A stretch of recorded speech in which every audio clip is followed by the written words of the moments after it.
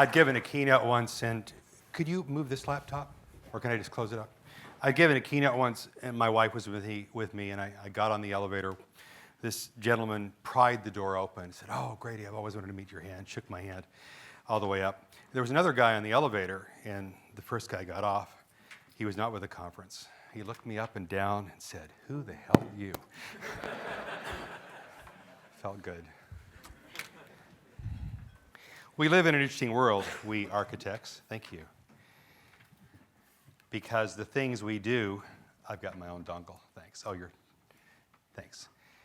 Because the things we do, we have the privilege and the responsibility to change the world, which is really pretty cool. Thanks. And here's power. Cool. Did it come up? No, not yet. Let's try again.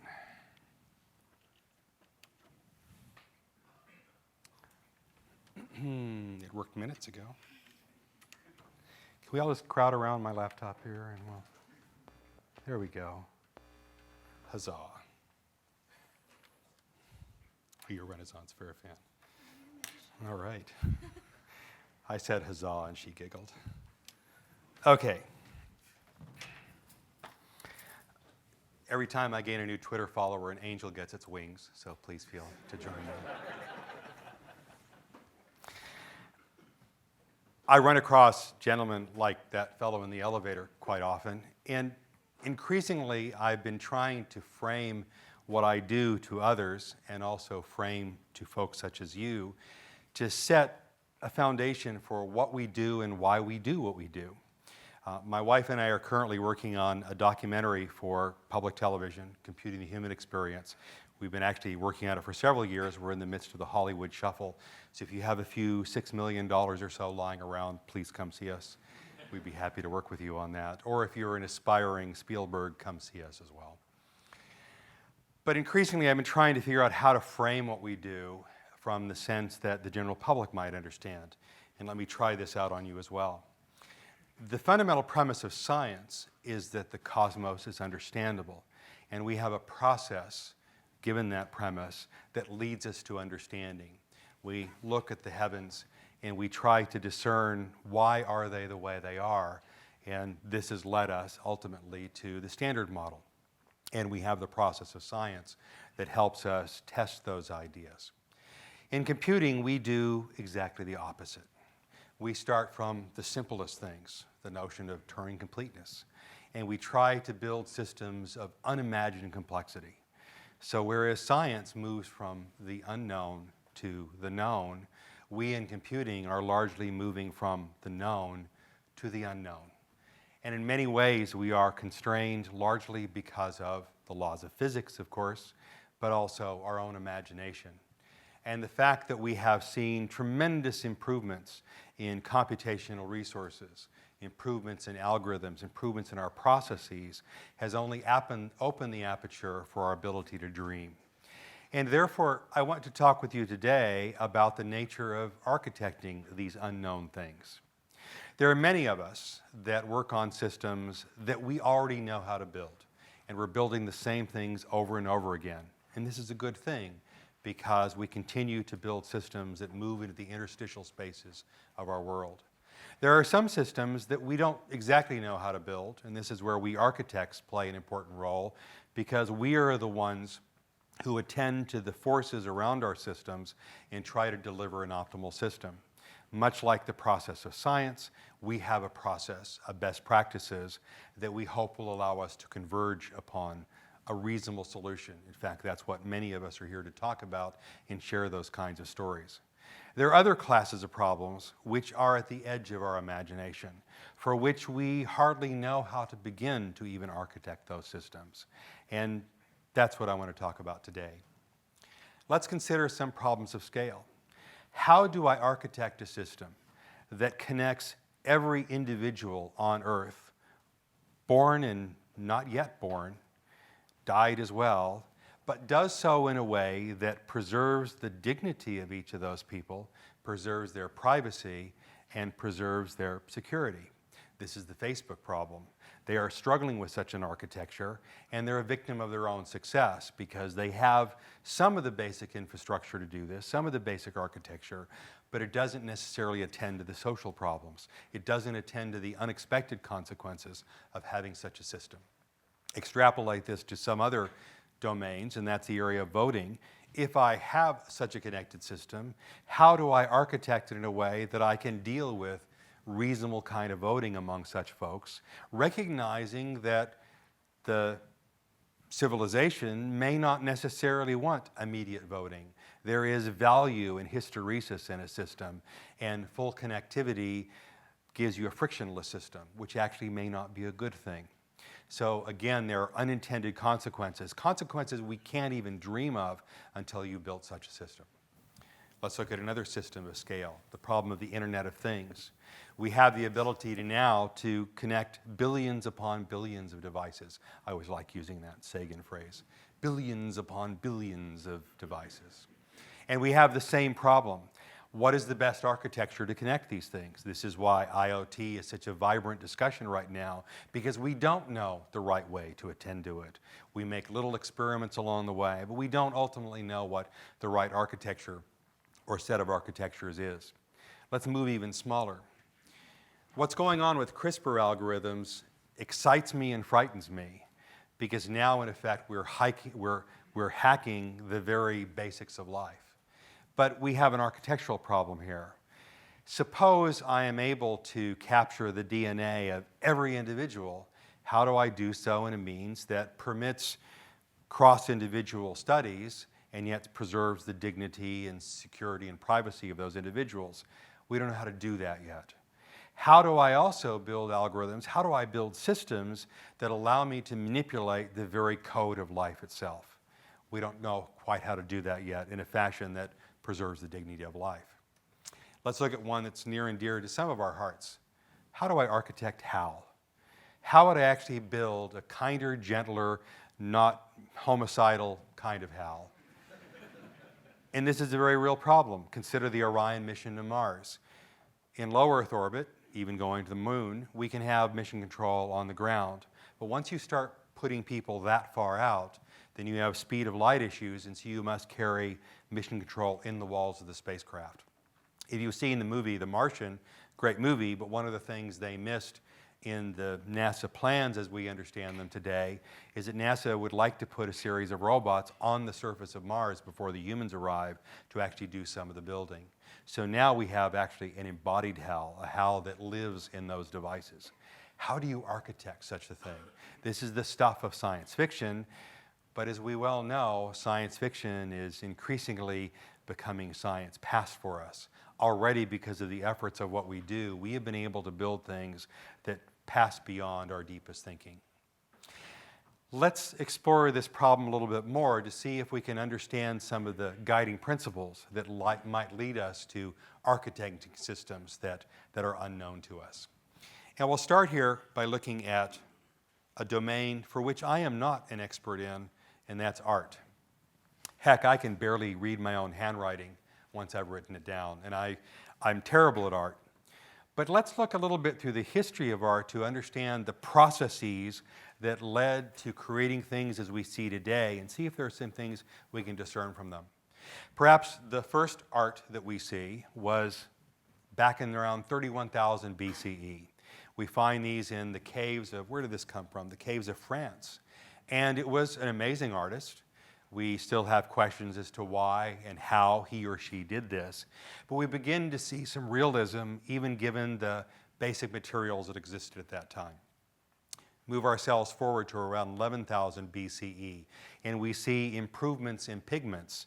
And this is the first time, perhaps, we see a human represented. There is the hand of this individual from thousands upon thousands of years ago who left their print. And it leads you to ask, what were they thinking? Why did they do this? If we move ahead several more thousand years and put ourselves in Egypt now, we begin to see some changes in our ability to create art. Well, all of a sudden we see more fully well-defined figures. We see greater use of pigments. We're now around 12,000 BCE. And we see a framing and a layout that did not exist in previous generations. So there's some changes going on here, passed along through tribal memory, passed around in other kinds of ways, but clearly something is changing.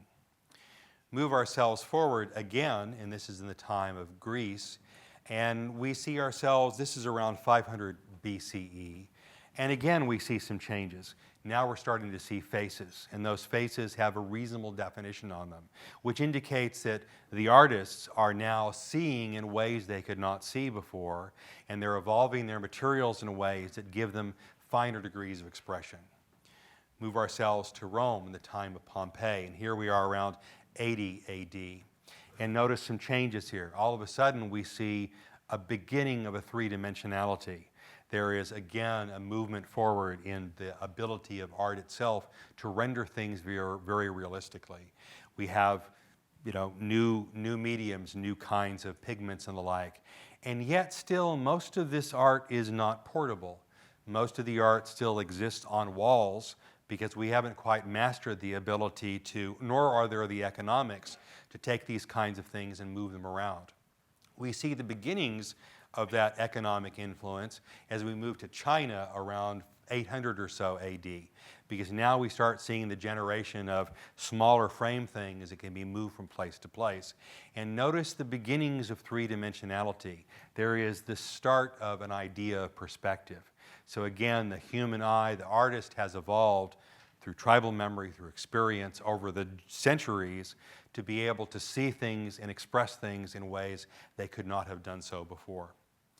Move ourselves to the Middle Ages, and we have a vibrancy of colors.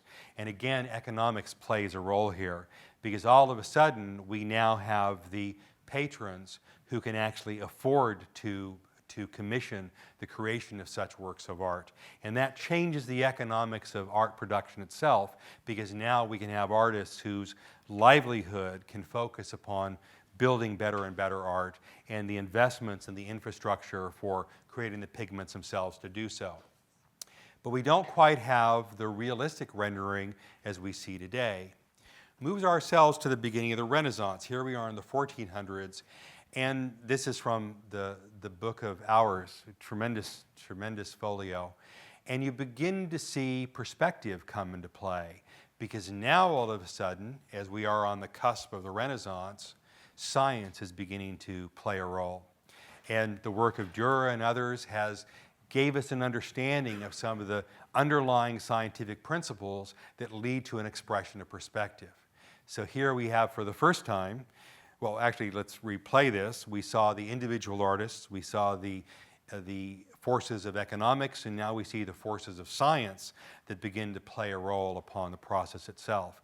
And now we see some sense of that three-dimensionality. And a lot of the paintings in this era kind of go nuts, because they're showing off what the artist has learned with regards to these kinds of perspectives.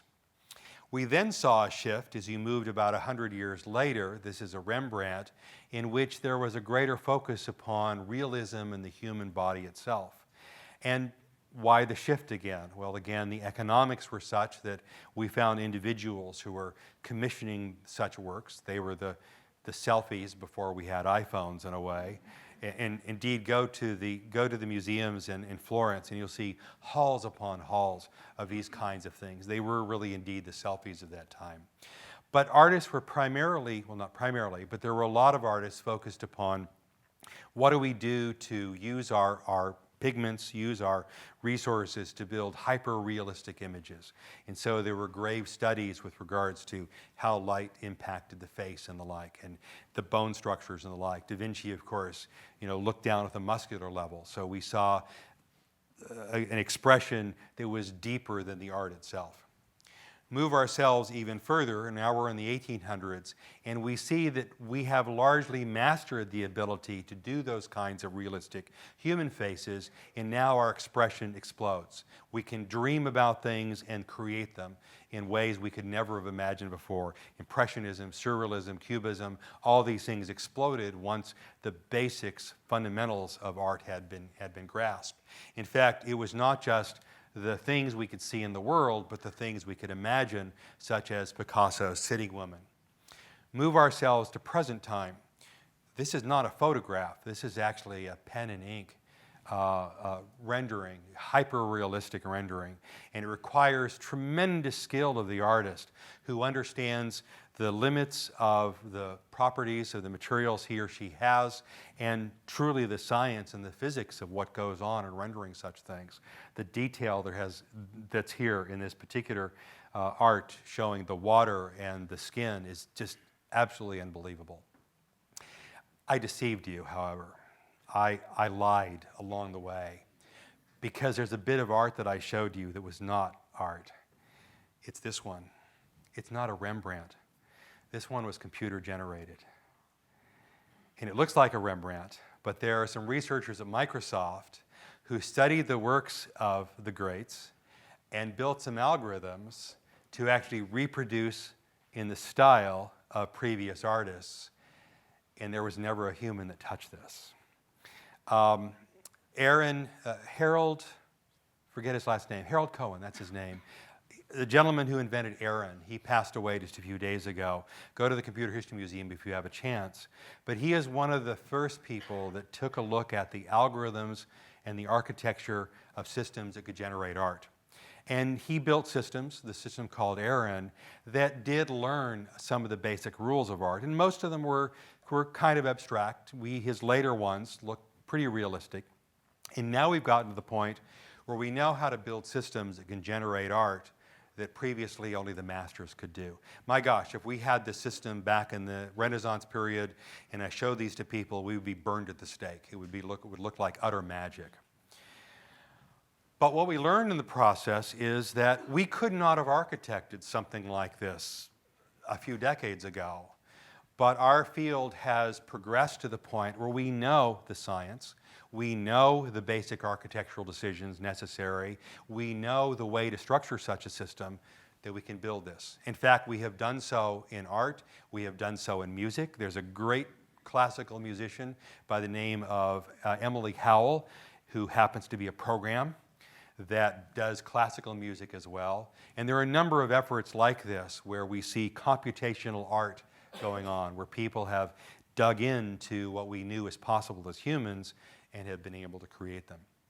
Well, this leads me then to the parallel to what we had in human art and explore the progression of architectural decisions in computer-generated art.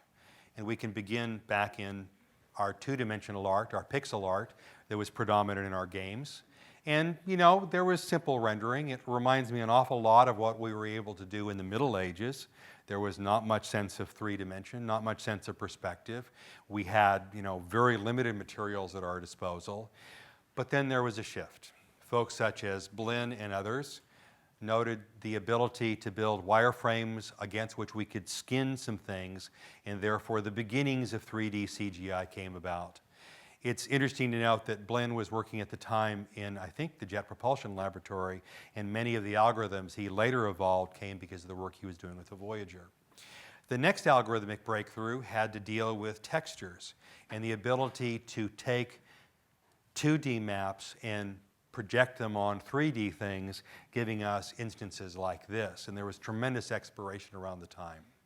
The next breakthrough we found was in movement. The predecessor to what, of course, became Pixar, we saw, I think this is Tin Man was the movie, the clip, and we saw the first live action, or not live action, but first animated movement that was truly computer generated. Go to the SIGGRAPH conferences and you'll see some wonderful histories of these kinds of things. This is just a very condensed one. The next algorithmic breakthrough seemed to be in the area of fractals. This is, again, not a photograph, but it's actually a computer-generated landscape.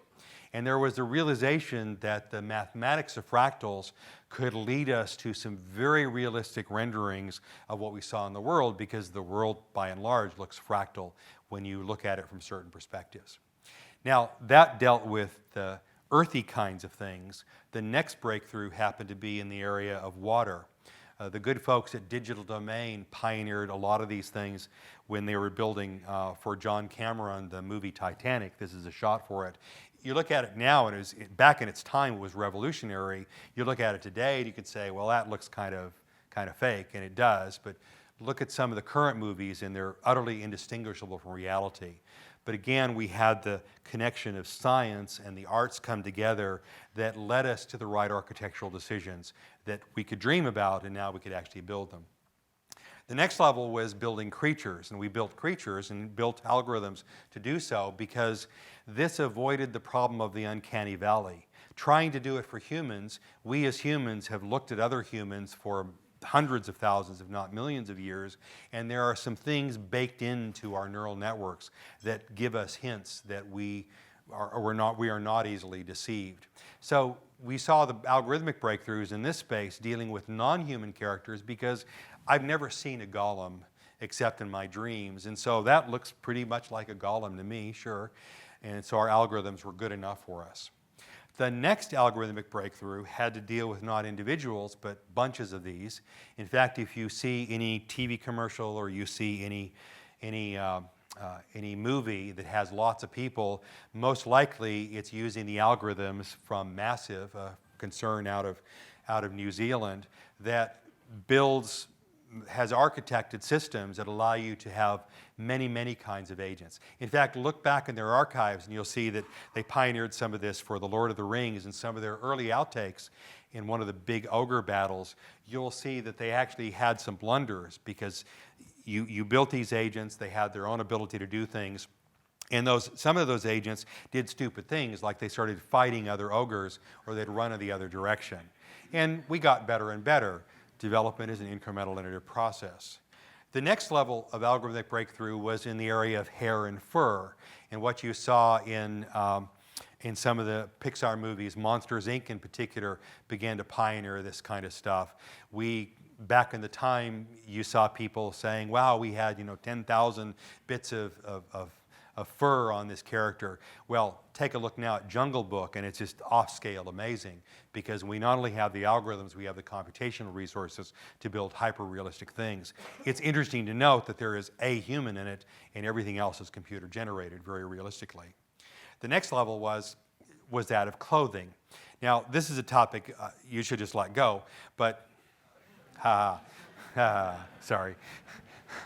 But the rendering we see here is largely in the space of animated characters. It shows up sometimes in live action ones. In fact, in the Titanic, John Cameron, who apparently is a real bear to work with, didn't like in one scene where Kate Winslet had this scarf and he didn't like the way it was moving. So they took the scarf out digitally and put a new one in, and that was the beginnings of the algorithms to understand how fabric moved. And it's quite amazing. We've broken that problem.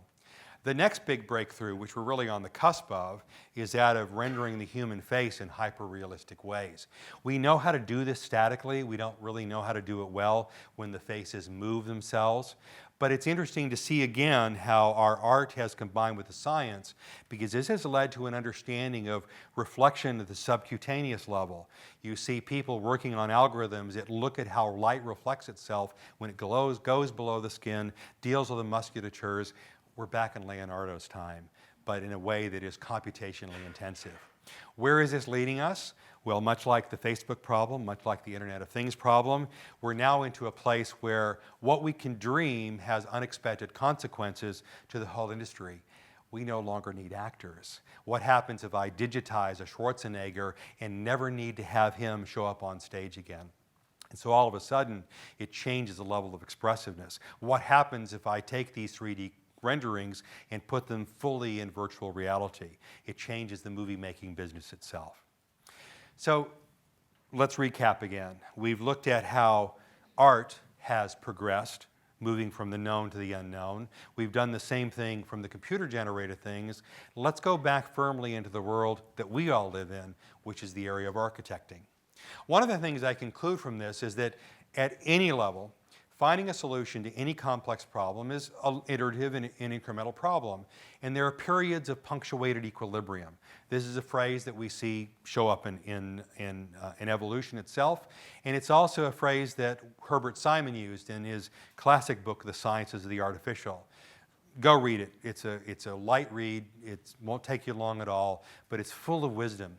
And Simon points out that all complex systems have a variety of characteristics that appear to be the same, no matter if they're natural systems or human-created systems. And one of those notions is what he speaks of as intermediate stable forms. We saw this in human art. We saw this in computer-generated art, where we had some breakthroughs. We pushed on it for a while. We had some other breakthroughs, because at each of those plateaus, it allowed us to gather our wits together, get our best practices, and begin to dream about what the next level might be. Ultimately, everything we do is an engineering problem, and it is one that deals with a resolution of forces. So at any given time, especially in those periods of relative stability, we're dealing with different forces upon us that we push us in different directions. Today, as we think about the Facebook problem, we're dealing with issues of scale and privacy. As we think about the Internet of Things, we're now building systems for which we now have to worry about security that we never had to worry about before. Periods of plateau allow us to step back and consider things we could not have considered before. Oops, there we go, the whole thing. Now, another way to frame this is we look at the systems that we know how to build, the systems that we haven't yet built but know the process, and the systems we dream about. Let's put it on this three-dimensional axis. And on the x-axis, we have degrees of formality, how much ceremony is going on within your system. With low ceremony systems, and this is where Agile systems tend to live. There are basic principles, but it's pretty much low ceremony. We tend to, have lightweight rules, meta rules, and we get a lot of bright people and put them together. But the problem is, on the average, everybody's average. And so I'm often dealing with organizations for which I don't have the degrees of freedom to hire just the best and the brightest. I have to deal with the average, which means I've got a curve of great performers and lesser performers. And so I have to add a little bit more ceremony to it. I have to provide that kind of discipline. This is where you see the pendulum moving back and forth all the time in our architectural discussions. Do I move toward more ceremony, which looks more waterfallish? Do I move toward less ceremony, which looks like anarchy but brings us closer to the principles of Agile? Reality is somewhere in between, and you have to find it and calibrate it for your particular organization in your particular domain, and you have to calibrate it based upon the Y and the Z axes. The Y axis deals with issues of risk. Is somebody going to die if I fail? The Facebook problem is simplified because if I build an algorithm to put up a feed and I give you something that annoys you, you'll just refresh and you'll just go away for another day. On the other hand, if I'm dealing with a system that your pacemaker skips a beat and you die, this is generally known as not a good thing. And so the risk profile is very different. The point being is that all architecture does not fit all risk profiles. This is what annoys me in discussions about Agile, folks, because oftentimes I'll say, this is the one true way. And I will say, well, yes, in your world it might be, but I'm worrying about the larger world in which I have to deal with this huge profile. It is not always the one true way. There are many possible ways. There are things to learn from this, but it's not the only way. The other dimension is one of complexity. That yes, we're building systems that maybe have millions upon millions of lines of code, but oftentimes there's tremendous replication in that code. And so it's kind of interesting for me. Size does matter to a degree, though, that as I start building systems of much large size, then all of a sudden two unexpected factors come into play. The first is that of I realize now I'm building systems that an individual or even a small team can no longer attend to. And so now the human issues begin to apply. And the second is I have issues of the physics of my software. Software doesn't have mass, but it does have weight, in the sense that as my code base grows and grows and grows, all of a sudden it inhibits my ability to change. The good folks at Google, and I'm utterly impressed by what they do, have been able to build a build and release process that allows them to make continuous delivery and continuous changes. And if you read some of their reports, they'll say that they touch about 50% of their files every month. Now, look carefully at it, because it's not like they're changing out all of their code, but they're touching about 50% of their code, 50% of their files. And that's actually a good and a bad thing. It's a good thing in the sense that it represents there is a vibrancy in their software system, but it also indicates to me that they haven't necessarily fully baked all of their architectural decisions. There's a phenomenon I've seen as I have lived with architectures for a few decades, and I've gone in and looked at some systems. You see this growth from a kernel where the decisions get baked in, and most of the changes are largely happening on the outside. Yes, there are times when there are forces that change that require me to go out and blow up things at the very center, because maybe some of my fundamental assumptions changed. Maybe I've got some changes in my underlying computing architecture. This is what the IRS faces, by the way, that they have been trying to re-engineer a system that's still somewhat built in a 360 assembly language, kid you not, and trying to replace that is just really darn hard. So there becomes an ossification, and Google will experience that, Facebook will experience that, Twitter will experience that over time. Any successful organization will do so. So let's consider those three classes of systems. Systems for which I already know how to build, systems that I need to build and I know the process, and systems I don't yet know how to build. The most common development process these days is what I call Stack Overflow driven development. Now, you laugh, but this is a real thing. We need to acknowledge the elephant in the room, and we also need to acknowledge that this is not necessarily a bad thing. Statistics indicate that more developers, increasingly developers in the world, are not professionally trained in computer science. They did not have a degree in computing. They picked it up on their own. This is the reality of the mass of developers out there.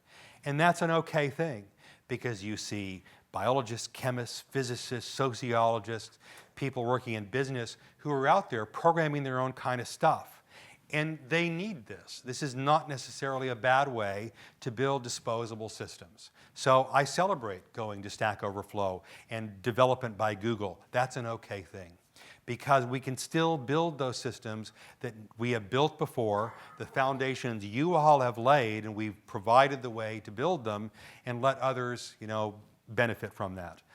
That's a reasonable way to develop. Now, I don't want to build a system that my life depends upon. This would not necessarily be good, but there's enough to be developed that we shouldn't denigrate this. This is not necessarily a terrible thing. We should aspire to better, but we should not throw this out the wall. As we look to the next level, there is those set of systems that we've not yet built that we sort of know the process to get there. And this kind of defines that process. There are basically three biorhythms we find in every system like this. There is a period of discovery, a period of invention, and a period of implementation. And these things overlap. Our waterfall methods tend to separate these into three very distinct things. Our agile methods tend to bring them closer together. And again, every domain is different. You've got to calibrate it to your particular space to find the right spacing among them. But the reality is these three things happen simultaneously, whether you want them to or not. Whenever I step into an organization and I want to measure its health, there are two things that I will measure.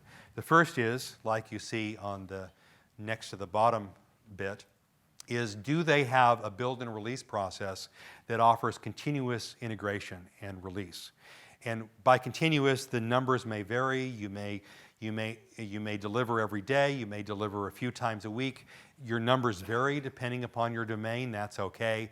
But I want to have a regular heartbeat. And if I don't hear that, then I know the patient is in distress. There's some degree of arrhythmia. And the first thing I'll tend to fix before I deal with anything relative to architecture is their build and release process. Because once you've got that, then you've got something you can control. The next thing I look at is there a sense of architectural governance? Is there a way that I can pull the levers and watch the dials to make intelligent architectural decisions? Without that, it's impossible to control the future of this system in meaningful ways. And by meaningful, I mean both technically as well as economically interesting kinds of ways. Do both of those, and then you've got a healthy system. Still may be hard. In fact, The next levels, once you've gotten the patient stable, they're no longer lying on the floor bleeding, and you've dealt with continuous delivery and some degrees of architectural governance, then the next meta process you can put into play are some of these best practices. Now, this is an hour lecture unto itself, so I don't want to dwell upon this, but these are some of the next best practices that I worry about as I bring people along this path. This notion of having stable intermediate forms is a key one, because without it, you can never go off and innovate in ways that allow you to go in directions you never could have before. I find a curious phenomenon with organizations that have such rapid heartbeats, such rapid continuous development, that they never allow themselves a resting place. You find themselves always building more and more code, but they never spend the energy to step back and simplify and refactor. I won't mention the company. They are a big auctioning company that lives in the Bay Area and has a very colorful logo. But yes, but I remember working with them earlier in their architectural periods where they were trying to get their arms around the architecture, and then I came back about 5 to 7 years later, and one of the things they were lamenting to me is they had a lot of people that were doing cut and paste programming, where they would see a solution somewhere else and cut and paste it, and they were getting code bloat. This is an example where they never leveraged their stable intermediate forms, or what they should have been doing is going back and refactoring. That's a key element there. But notice I'm not just focused upon architectural elements that are of a technical nature. I also worry about the organizational architecture. We as architects need to be a bit of social scientists along the way as well, because not only must you architect your software, you must architect your team as well. The rule very much applies so that your architecture will ultimately reflect the organization of your team, and your team's organization will increasingly reflect the organization you have. Therefore, if you're going to refactor your architecture, you must often refactor your team. And that's really hard to do, because now all of a sudden you're dealing with egos and budgets and empires, and that's sometimes harder than doing the architecture itself.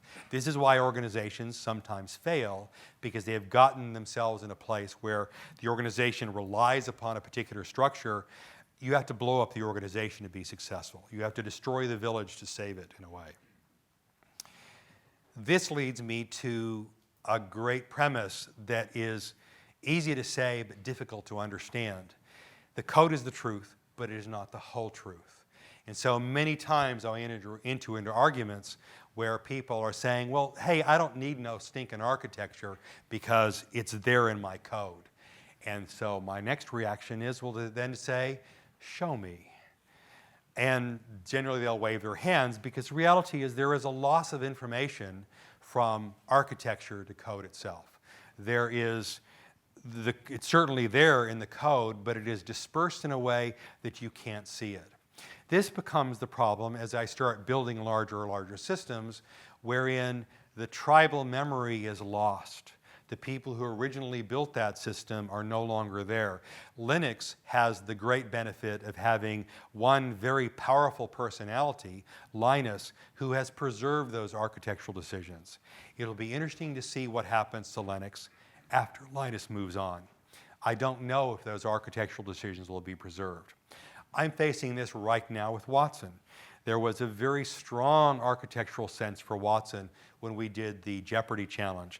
David Ferrucci had 2 architects below him, and now as we moved it out into other domains, it's really interesting to see how the architecture of Watson has begun to migrate, because we couldn't afford to have a single architect. We're putting it in so many places.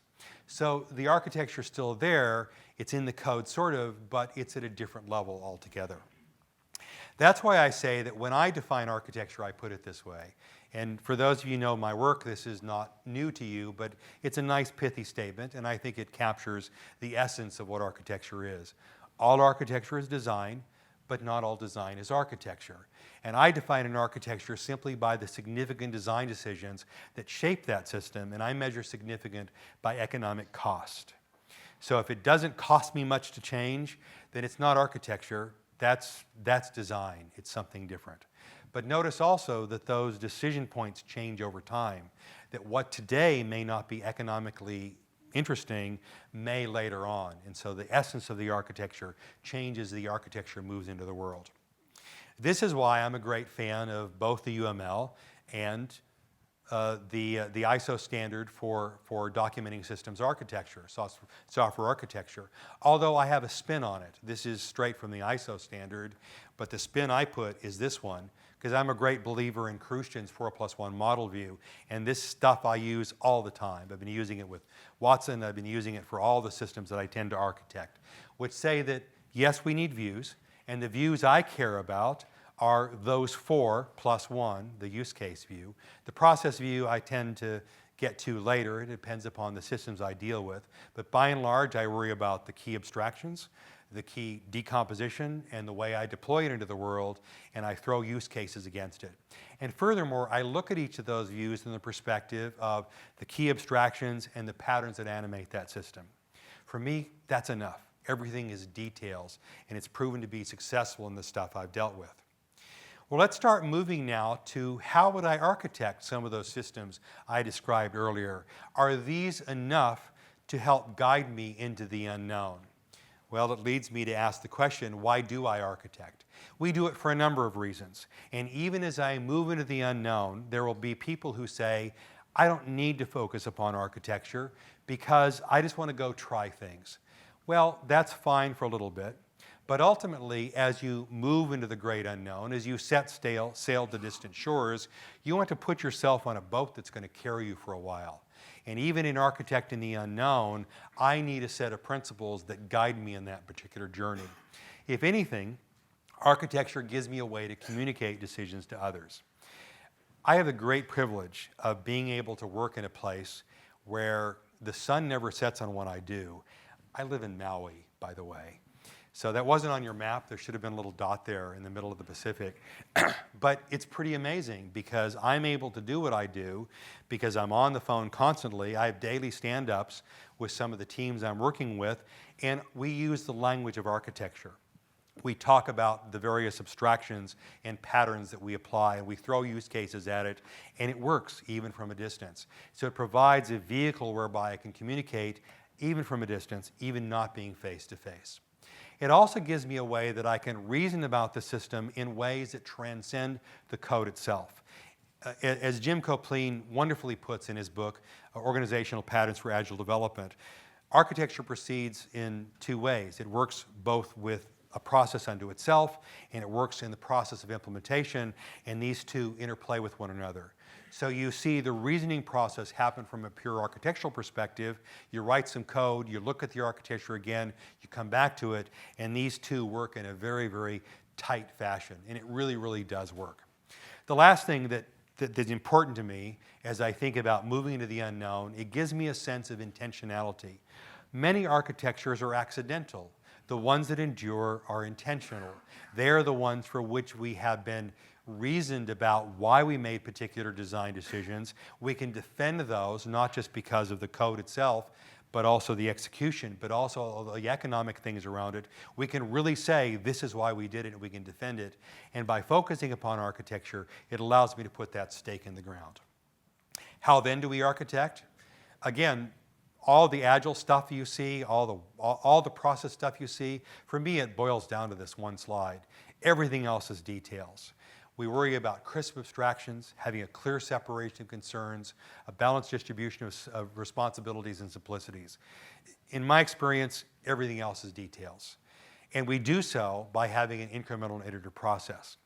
Now, I'm absolutely delighted that we see the work of Code.org and others that are teaching the vocation, the vocabulary of programming.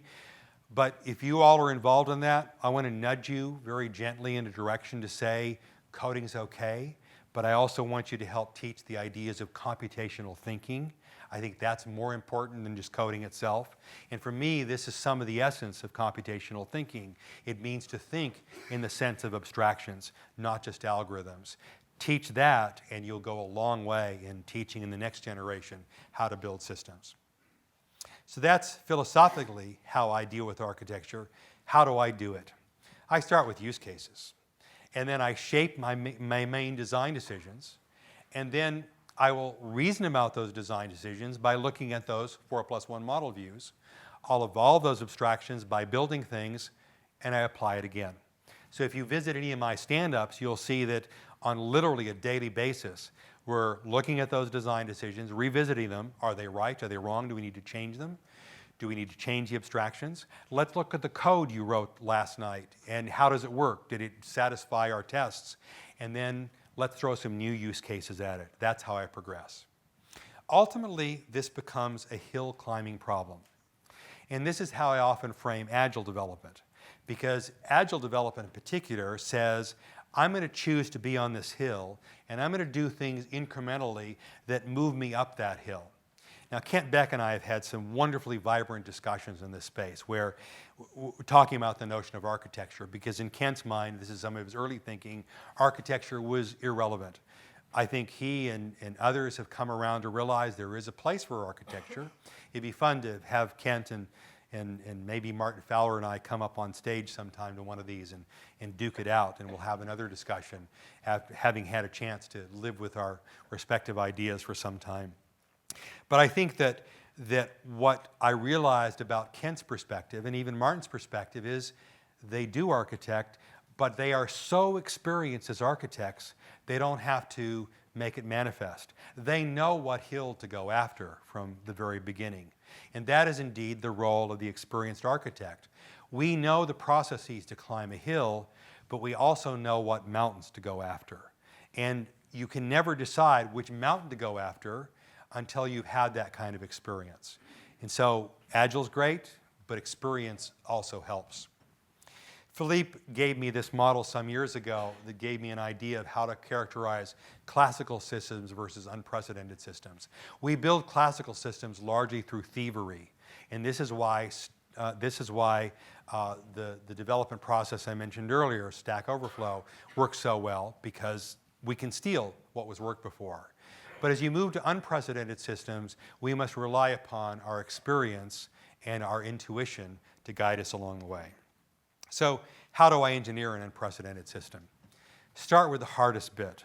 Oftentimes, we try to do the easy, most visible bit, but I recommend you tackle the key hardest problem. What is the wicked problem that lies at the core of it? Get yourself together with some like-minded people and just do it. And furthermore, being an engineer, I apply the maxim that if it works, then it's useful.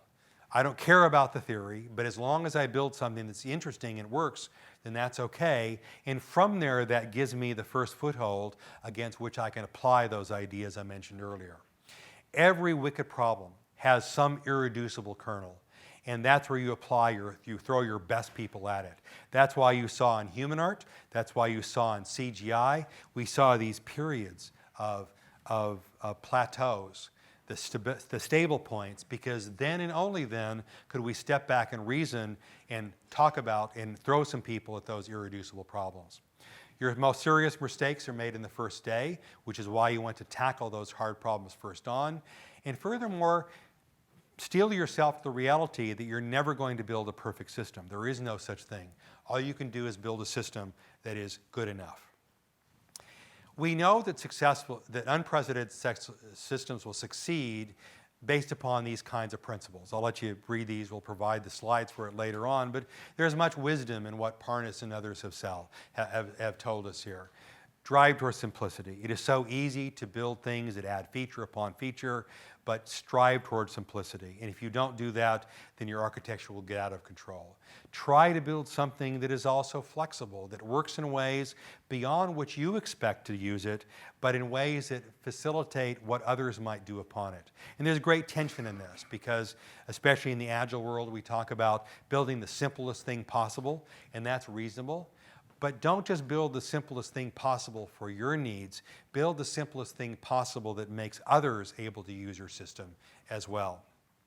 We saw the same kind of thing happen in the 1800s when there was this great breakthrough in, well, first off, the Industrial Revolution came upon came upon the scene. And all of a sudden, we had a whole new set of tools at our disposal that we never had before. And now we could build systems that we could only have dreamed about in the past.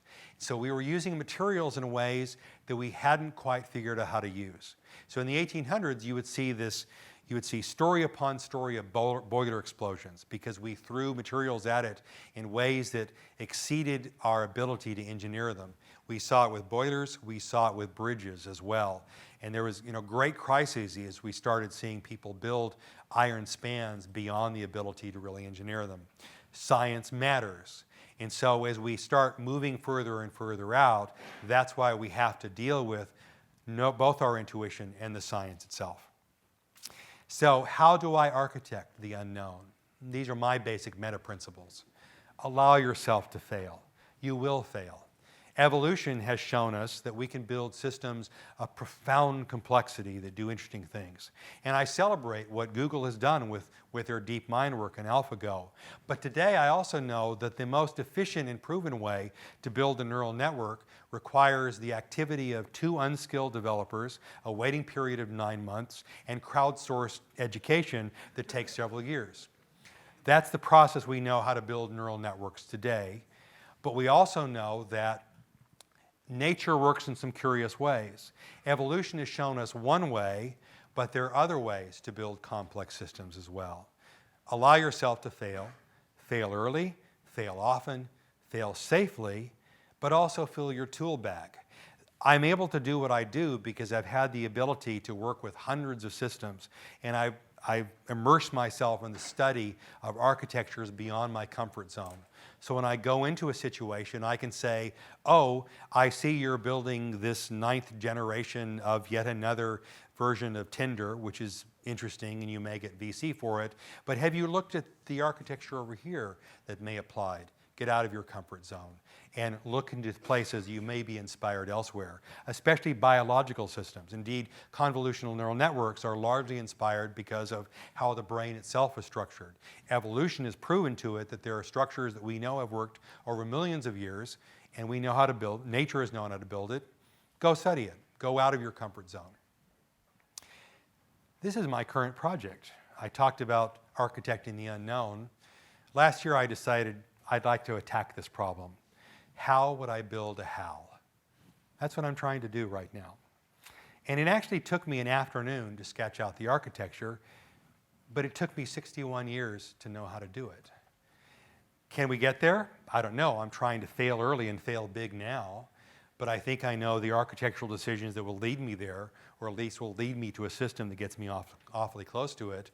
This is a big unknown, and believe me, I'm having a lot of fun trying. Hopefully it won't kill me in the process. I want to end with a phrase that I used at the ICSE lecture I gave.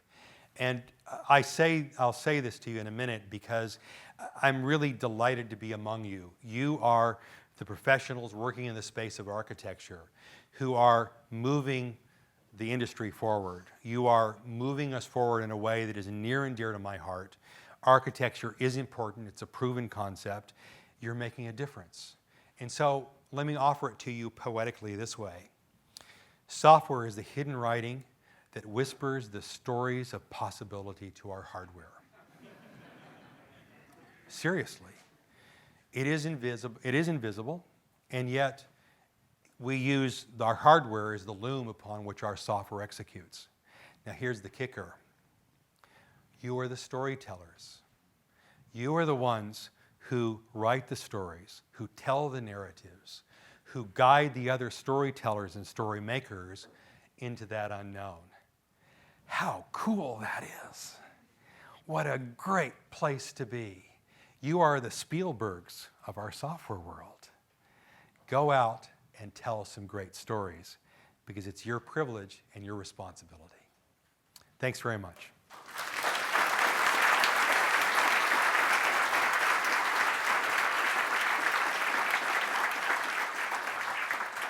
Time for a little Q&A. We have 2 microphones here, so step right up if you'd like to ask a question. Oh, come now. Don't be shy. If you don't ask me questions, I'll ask you questions. You're saved. Hello. Years ago, I was at a talk by John Massey, Yes. and he said, all systems fail. Yes, they do. And he said, the important thing is to fail fast Yes. and fail cheap, right? And then, of course, learn Yes. from the failure. So, you had basically kind of the same formula there. Yep. But learn actually has to be an implicit part, or an Learning is explicit good. part of the cycle. It is. And I like the idea of fail cheap, especially if you're using other people's money. That's a great way to fail cheap. This is why we see serial entrepreneurs. Yes, sir. So you've piqued my interest. Tell us about your architecture for HAL. I can tell you, but then I'd have to kill you. Seriously, ask me in about a year when I can show you some things. I'd rather show you than tell you. Next question. Oh, come on. I will ask you questions. So, what is the most interesting? Oh, there's a question over there. Is there a question over there? Oh, back over here. Yes. Anybody? Yes. Yes.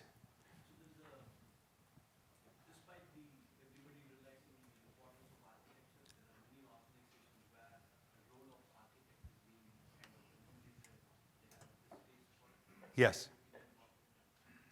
So your point is that there are many organizations that are eliminating the role of architect and are finding architecture distasteful. So my first reaction to that is, if you have any stock in those companies, sell it. That's actually, I see that time and time again. I actually see it one of two ways.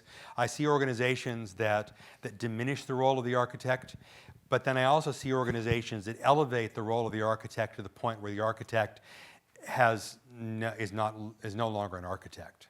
And so it's a very delicate balance. Go follow my Twitter feed, but I ran across a great set of great blog this guy does, where he takes classic paintings and he puts software engineering pithy statements on top of it.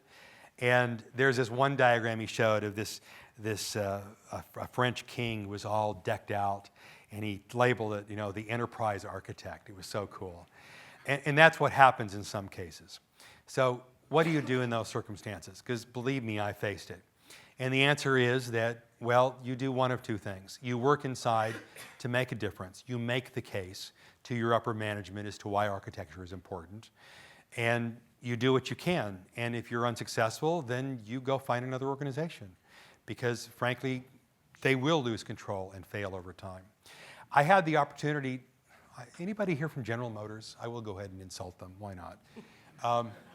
I don't consider my presentation unsuccessful unless I've made some set of people uncomfortable. So including my management. So a few years ago, I had the opportunity to meet with the CTO of General Motors. This was a decade ago. And he was in a presentation. He had proudly said, we are outsourcing all of our software development. And I came up to him afterwards and I said, in very polite terms, you idiot.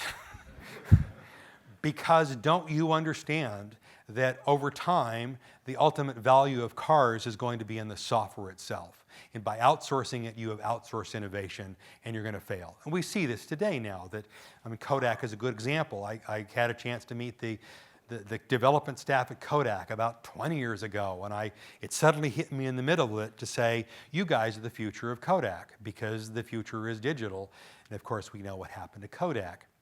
So I run across this all the time. The best you can do is just try, be the best architect you can, but realize sometimes you can't make things happen.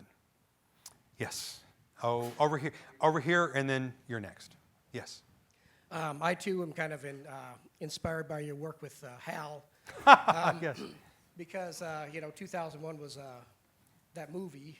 Yes. Was kind of ahead of its time, but and I'd kind of like to follow your progress on that along Sure. as it goes, as legal and so on. Let me interject and say I will give you the following hints. I really celebrate where the DeepMind folks have gone, but I also know that there are limits as to what one can do with neural networks. So I'm a great believer in a system that finds a synergy between symbolic AI and neural AI. I think we have to find the collection between those two. I am also a great believer in combining the notions of what Rodney Brooks has done with subsumption architectures together with Minsky's architecture of society of mind and the notion of multiple agents. I believe those two are reconcilable. And that gives you a hint as to where my head is. And also, just wanted to point out that you're already 15 years late because that movie was in 2001 and we're Yes. in 2016. So Yes.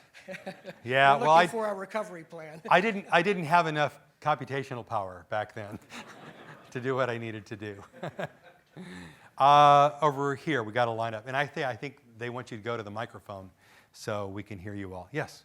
Yeah, on your slide underneath organizational architecture, Yes. you had a mention of serendipitous connections. Could you Yes. talk a little bit about that? Oh, you bet. It means the ability to build a structure that allows people to get together in less formal ways. It means having and permitting water cooler conversations.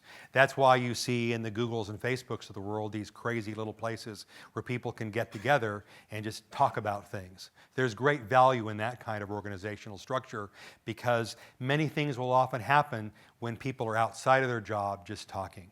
Personal relationships do matter. And even though I do my work from a distance in the middle of the Pacific, face-to-face meetings are absolutely important so that I can know that person and get to have a personal connection so that if I have some offhanded connection later, then we can do great things. Some of the best things happen not in meetings like this, but in the rooms right outside the meeting. And therefore, you want to encourage you want to socially engineer the ability for people to do that. Did that answer your question? Yes, sir. Okay. Over this side. Could you share some of your views on how we can encourage more the system architects to learn from what the software architects are doing? We were very agile and lean and doing a lot of great work in the area of architecture for software. But I think we need to find ways of making it also more applicable in hardware. So maybe there's some ideas of having a particular architecture for having also Yep. the systems being self-learning along these Yep. lines? So the good news is time is on our side because eventually the current crop of systems architects will get old and die. And increasingly, the systems we build have more and more of a software component. So I don't mean to be flippant, but really time is on our side because you see more and more software people who are becoming systems engineers. The real problem I have are those systems engineers who grew up from a hardware background that don't grok software, that never will grok software. And so I do the best I can and I try to lash them together with a strong software architect to get them in that space. That's the only help I can find to shore it up right now. In IBM, I've been leading on a yearly basis our working groups dealing with systems architecture because we find that to be true as well, that we have more and more systems that are ultimately a system problem that involve a hardware and a software component, and there has to be a degree of systems thinking. Invite me back again and I'll give you another hour on that topic, but I agree with you that we have to do that. Okay, thank you. And I don't have any pithy, quick So it answers. seems like you'd be able to have some kind of a structure in the system that would enable it to be more quickly adding software functionality. That is correct, yes, absolutely correct. I've done a lot of work with embedded systems. I've helped architect some satellites and things like that for which they generally were often led by a hardware engineer who viewed everything else as a software problem. It's just a matter of programming. So he'd make these stupid design decisions that we'd have to fix in the software itself. And what you want to do is to elevate the dialogue so that those kinds of design decisions are at least discussed at the highest levels. And that's the best you can do. This side. Yeah. Mr. Booch, so first of all, thank you. Oh, please call me Grady. Yeah. Thank you Mr. for Booch, it's not so formal. Yeah, inspiring speech.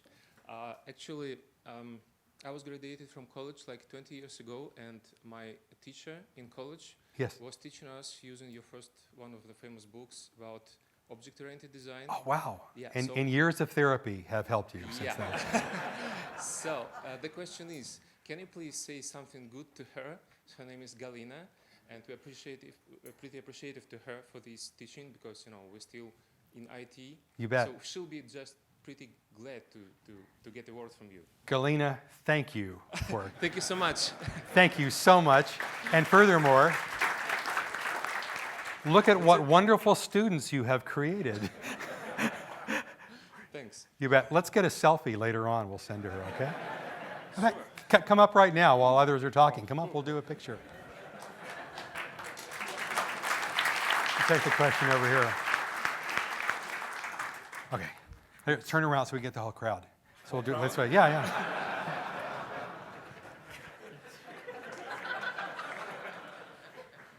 Got it? All right. You're very welcome.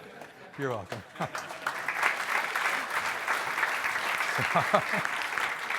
Over on this side. First, thank you for stretching my mind today, and I wanted to follow up on, an intriguing thought based on what you said, which is you talked about computational art and how it has been evolving, and it seems to me that we do a lot of architecture, a lot of decisions about software, and there needs to be the possibility of some computational architecture as well. At least in parts, if not wholly, even today. So just wanted your thoughts on, I'm sure you've given some thought to this. Are there any pointers, anything? This is something I'd like to research a little bit more. I'm beginning to see the ideas of cognitive systems thinking being applied to the problem of software development itself. And I've already seen some people trying to apply AI to the problems of testing.